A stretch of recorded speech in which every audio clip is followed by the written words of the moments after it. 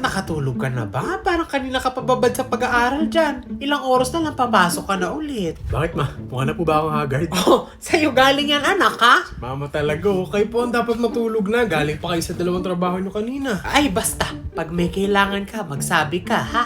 Gustong gusto ko na kayong tulungan, ma. Araw-araw kayong kumakayod para lang sa amin. Ikaw, ma, kung ano-anong trabaho na ang pinasok mo mula umaga hanggang madaling araw, masuportahan lang kaming lahat. Magsisikap ako para sa atin, ma. Susuklian ko ang alaga nyo sa amin. Kaya nagbuno ako ng oras mag-aral hanggang makapagtapos. At ngayon, isa na akong manager sa isang malaking drugstore sa amin.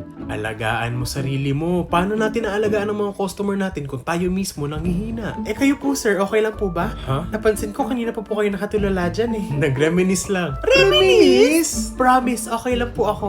Eto, lagi itong pabaon sa akin ng mama ko, nag-aaral pa lang ako. Suporta sa immunity ng mga kumakayod araw-araw. Salamat sa alaga mo, ma. Ako naman ngayon ang nakakatulong sa iba. Ito ang alagang Unilab story ni Angelito ng Cebu. Kayo, anong kwento ang alagang Unilab nyo?